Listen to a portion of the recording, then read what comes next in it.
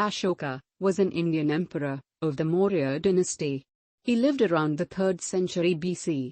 He was a powerful king and reigned over a realm covering much of the Indian subcontinent. On taking the throne, he sought to extend his power and kingdom. He launched a bloody and destructive campaign against the state of Kalinga on the east coast. In this campaign, Ashoka's army killed many thousands of people. However, after witnessing the aftermath of the destructive war, he became aware of the great suffering he had caused. His remorse caused him to completely change course and embrace Buddhism. After his conversion to Buddhism, he forsook his wars of conquest and became devoted to the Buddhist principles of non-violence. He established schools and hospitals for the poor and built many Buddhist temples across the Indian subcontinent.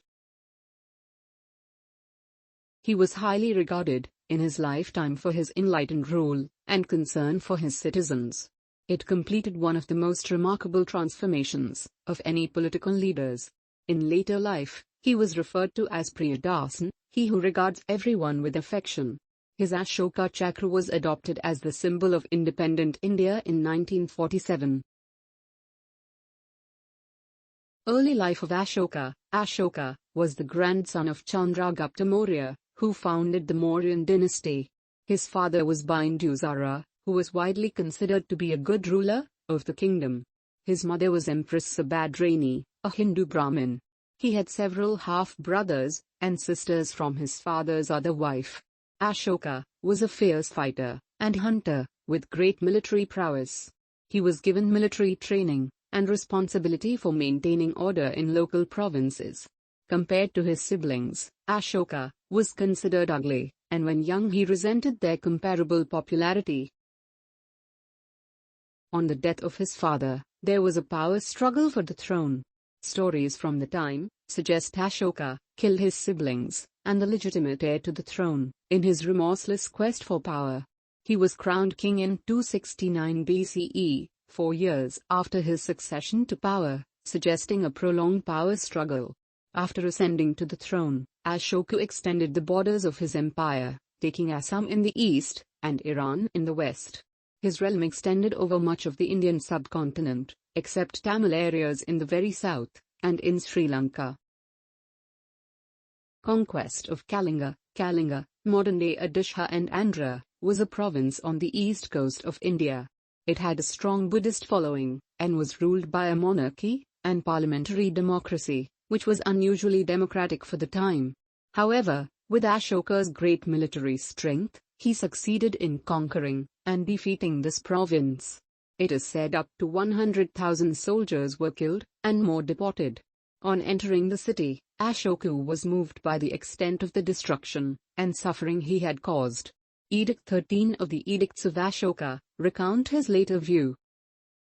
His Majesty feels remorse on account of the conquest of Kalinga because, during the subjugation of a previously unconquered country, slaughter, death, and taking away captive of the people necessarily occur, whereat His Majesty feels profound sorrow and regret.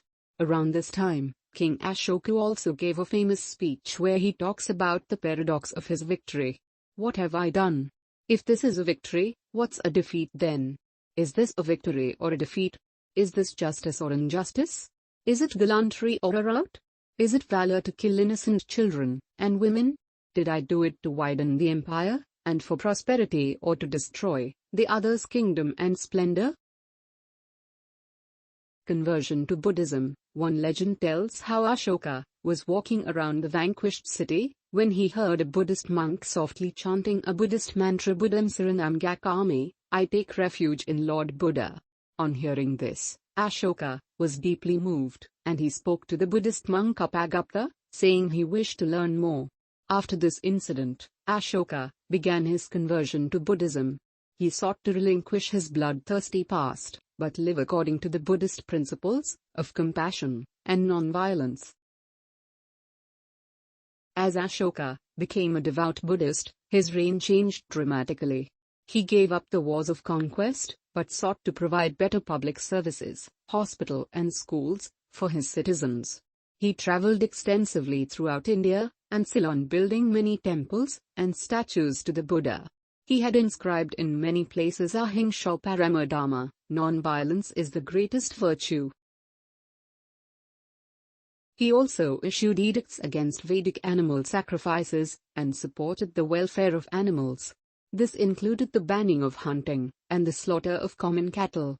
Ashoka also emphasized the importance of religious tolerance, and respect for other religions, and teachers.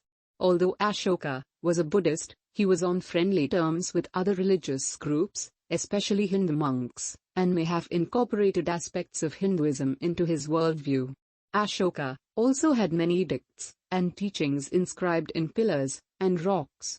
For example, Ashoka's major rock edict at Junagadh. This gives a lot of information about his reign, which might otherwise have slipped out of knowledge. An important political development of Ashoka was that he sought to legitimize the rule of a king, not through a divine right, but through adherence to Buddhist scriptures and the Buddhist community. In many Southeast Asian countries, it became common for the king to rule in association with the Buddhist religious community. Emperor Ashoka had many wives and children.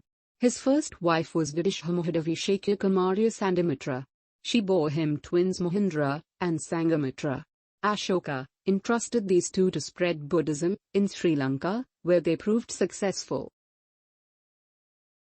Ashoka created the Ashoka Chakra, the Wheel of Righteousness, or Wheel of Dharma. This was accepted as the national symbol of India, and features on her flag since independence in August 1947. After his death, the Mauryan Empire only lasted another 50 years, but Ashoka became remembered as one of the most exemplary rulers in history. He also helped to propagate Buddhism amongst the Indian subcontinent, especially in Sri Lanka.